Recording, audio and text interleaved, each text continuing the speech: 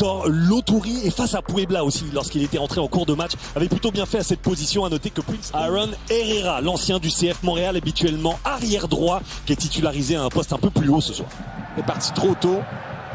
On va remettre les compteurs à zéro, du moins de notre point de vue, et on est prêt à Montréal pour ce match entre DC United et le CF Montréal. Côté montréalais, Herrera, ballon qui est flottant dans la surface de réparation de la tête. Ça a été remis derrière la ligne de but. Lucas McNaughton, un ancien du Toronto FC, dans cette défense qui est assez teigneuse aussi.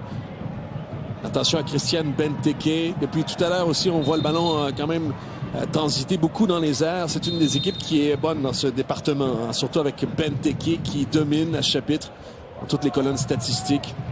alors, il est absolument ahurissant dans le domaine aérien. Forcément, il dicte un petit peu la façon de jouer à son équipe, parce que c'est une arme qu'on doit utiliser. C'est pas forcément le football le plus léché, mais c'est tellement efficace avec cette tour de contrôle. Siri maintenant sur le dernier rideau défensif, laisse pour Owusu. Bonne sortie de Baraza, il n'y avait plus d'angle pour Prince Owusu.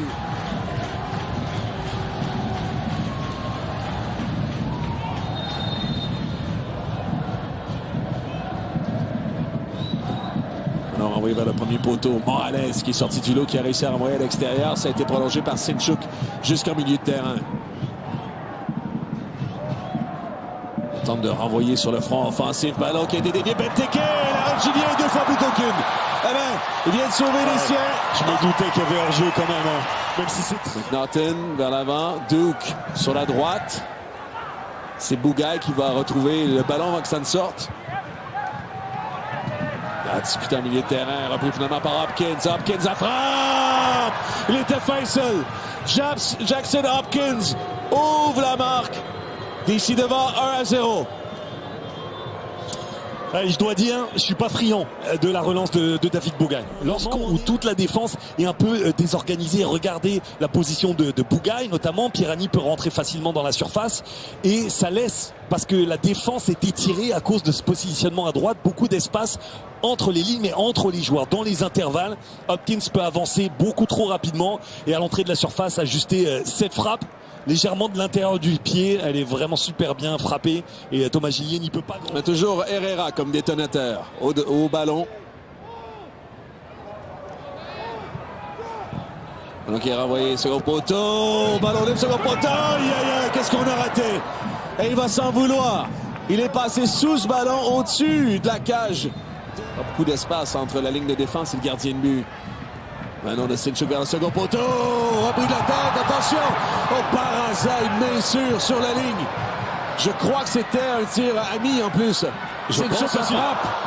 Et ça passe au-dessus de la cage. Tir ami, je sais pas, mais d'un ami, assurément. Pas très adroit dans ses transmissions, je trouvais Nadi Sinchuk. Dans son renversement de jeu, il y a à peu près 2 minutes, mais même là, dans sa volonté de trouver Owusu. Oh, ballon perdu, rappelé par Owusu à l'arrêt de la surface de réparation. Owusu, Petrasso!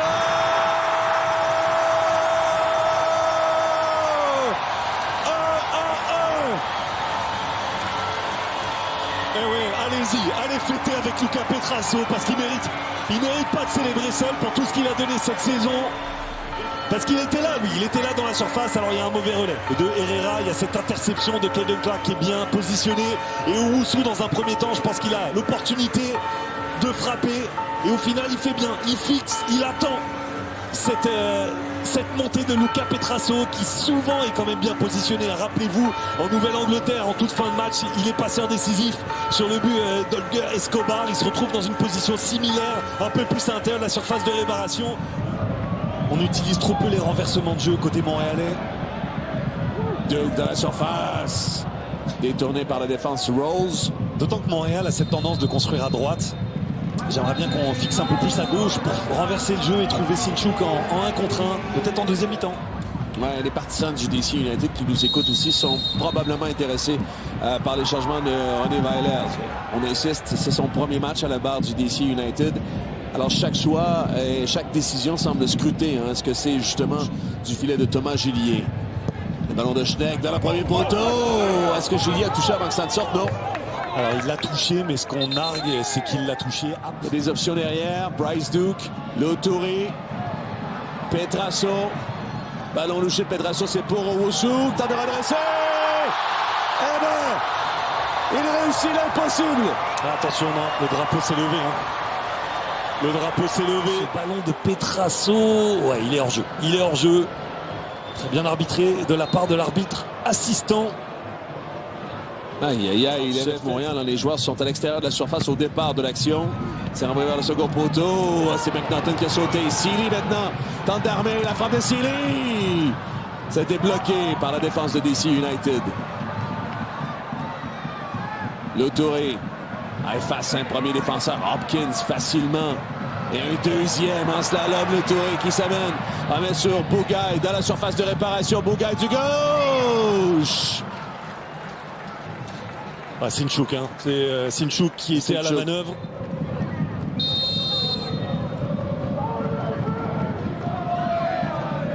Schnegg laisse pour Pirani derrière. Pirani la frappe qui ne fait que s'envoler. Il va se retrouver dans le collectif Impact Montréal derrière la cage de Thomas Gillier. Lotori passe au premier, mais on oublie le ballon. Oh là là. Presque a réussi à le conserver. Voilà Lotori vers l'avant. La frappe de Lotori. Et pourquoi pas, mine de rien. Bartlett remonte le terrain, jolie passe de pénétration, Herrera derrière, Pirani! C'est passé très, très près, hein? Trop près peut-être. Herrera est au drapeau. Dernière occasion pour DC United. Le ballon d'Herrera vers le second poteau, boxé par Julien à l'extérieur, Peltola. La demi-volée qui passe au-dessus de la cage et ça va compléter ce match.